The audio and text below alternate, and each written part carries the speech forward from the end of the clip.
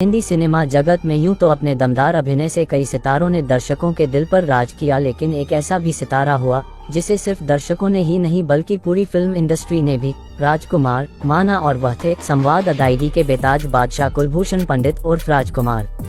पाकिस्तान के बलूचिस्तान प्रांत में 8 अक्टूबर 1926 को जन्मे राजकुमार स्नातक की पढ़ाई पूरी करने के बाद मुंबई के माहिम थाने में सब इंस्पेक्टर के रूप में काम करने लगे और इनका अभिनेता के रूप में शुरुआत कुछ इस तरह हुई। एक दिन रात में गश्त के दौरान एक सिपाही ने राजकुमार से कहा कि हजूर, आप रंग ढंग और कद काठी में किसी हीरो से कम नहीं है। फिल्मों में यदि आप हीरो बन जाएं तो लाखों दिलों पर राज कर सकते हैं। और राजकुमार को सिपाही की यह बात जंच गई। राजकुमार मुंबई के जिस थाने में कार्यरत थे वहां अक्सर फिल्म उद्योग से जुड़े लोगों का आना जाना लगा रहता था। एक बार पुलिस स्टेशन में फिल्म निर्माता बलदेव दुबे कुछ जरूरी काम के लिए आए हुए थे।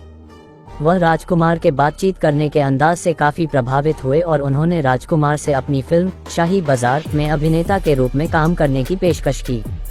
राजकुमार सिपाही की बात सुनकर पहले ही अभिनेता बनने का मन बना चुके थे, इसलिए उन्होंने तुरंत ही अपनी सब इंस्पेक्टर की नौकरी से इस्तीफा दे दिया और निर्माता की पेशकश स्वीकार कर ली।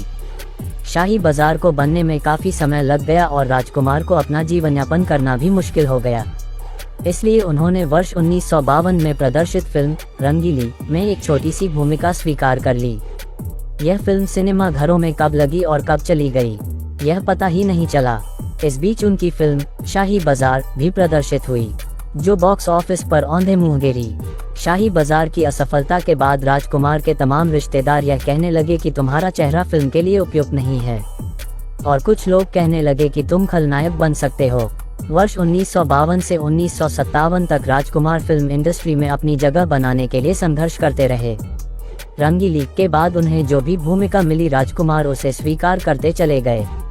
इस बीच उन्होंने अनमोल, सहारा, अवसर, घमंड, नीलमणि और कृष्ण सुदामा जैसी कई फिल्मों में अभिनय किया, लेकिन इनमें से कोई भी फिल्म बॉक्स ऑफिस पर सफल नहीं हुई। फिर वर्ष 1957 में प्रदर्शित महबूब खान की फिल्म मदर इंडिया में राजकुमार गांव के एक किसान की छोटी सी भूमिका में दिखाई दिए। हालांकि यह फिल्म पूरी तरह अभिनेत्री नरगिस पर केंद्रित थी, फिर भी राजकुमार अपनी छोटी सी भूमिका में अपने अभिनय की छाप छोड़ने में कामयाब रहे। इस फिल्म में उनके दमदार अभिनय के लिए उन्हें अंतर्राष्ट्रीय ख्याति भी मिली और फिल्म की सफलता के बाद राजकुमार बतौर अभिनेता फिल्म इंडस्ट्री में स्थापित हो और गए। वर्ष 1959 में प्रदर्शित फिल्म पैगाम में उनके सामने हिंदी फिल्म जगत के अभिनय सम्राट दिलीप कुमार थे, लेकिन राजकुमार ने यहां भी अपनी सशक्त भूमिका के जरिए दर्शकों की वाहवाही लूटने में सफल रहे। इसके बाद राजकुमार दिल अपना और प्रीत पराई 1960, घराना 1961, गोदान 1963, दिल एक मंदिर 1964, दूज का चांद 1964 जैसी फिल्मों में मिली कामयाबी के जरिए राजकुमार दर्शकों के बीच अपने अभिनय की धाक जमाते हुए ऐसी स्थिति में पहुंच गए जहां वह फिल्म में अपनी भूमिका स्वयं चुन सकते थे। वर्ष 1965 में प्रदर्शित फिल्म काजल की जबरदस्त कामयाबी के बाद राजकुमार बतौर अभिनेता अपनी अलग पहचान बना ली। वर्ष 1965 बी आर चोपड़ा की फिल्म वक्त में अपने लाजवाब अभिनय से वह एक बार फिर से अपनी ओर दर्शक का ध्यान आकर्षित करने में सफल रहे। फिल्म वक्त में राजकुमार का बोला गया एक संवाद, चिनाया सेठ जिनके घर शीशे के बने होते हैं वो दूसरों पे पत्थर नहीं फेंका करते, या फिर चिनाया सेठ ये छुरी बच्चों के खेलने की चीज नहीं, हाथ कट जाए तो खून निकल आता है, दर्शकों के बीच काफी लोकप्रिय हुआ।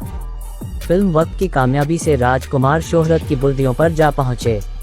ऐसी स्थिति जब किसी अभिनेता के सामने आती है तो वह मनमानी करने लगता है और ख्याति छा जाने की उसकी प्रवृत्ति बढ़ती जाती है और जल्द ही वह किसी खास इमेज में भी बंध जाता है।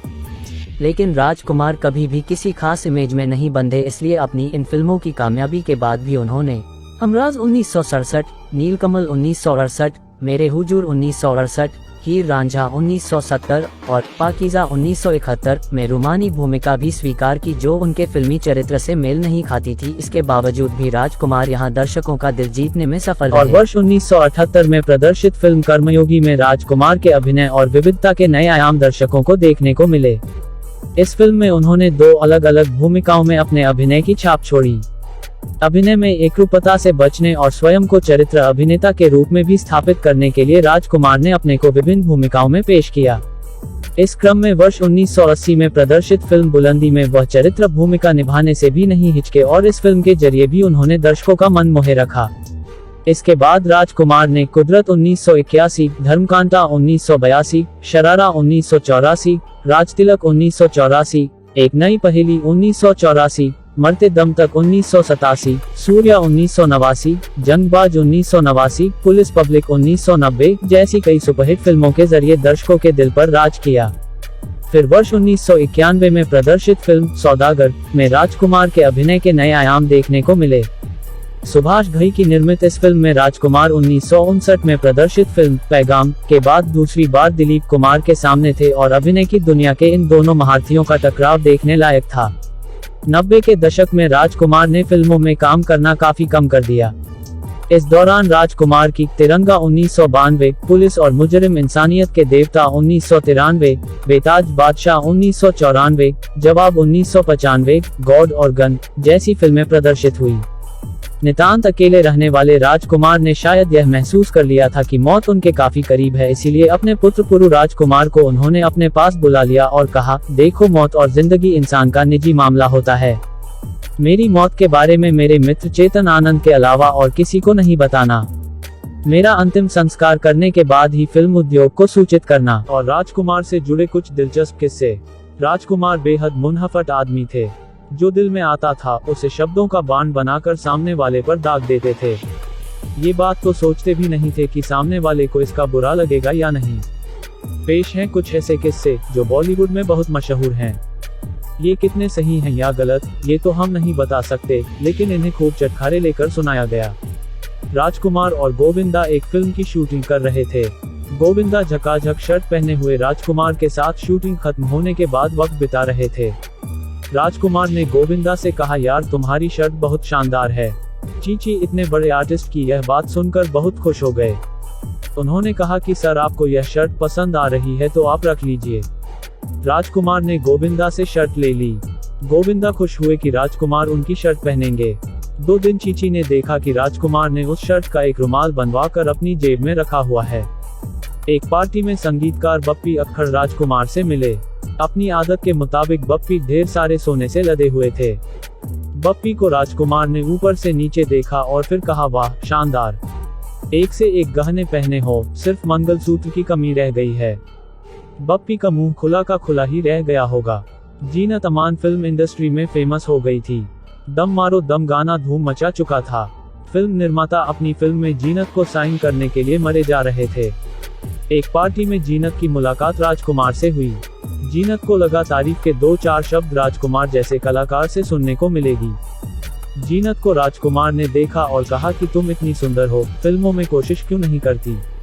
अब ये बात सुनकर जीनत का क्या हाल हुआ होगा समझा ही जा सकता है। अपने संजीदा अभिनय से लगभग 4 दशक तक दर्शकों के दिल पर राज करने वाले महान अभिनेता राजकुमार 3 जुलाई 1996 के दिन इस दुनिया को अलविदा कह गए। तो दोस्तों कैसा लगा इनके बारे में जानकर, और आप किस अभिनेता के फैन हो प्लीज कमेंट और चैनल को सब्सक्राइब जरूर करें ताकि और भी अभिनेता की लाइफ स्टोरी जान सको।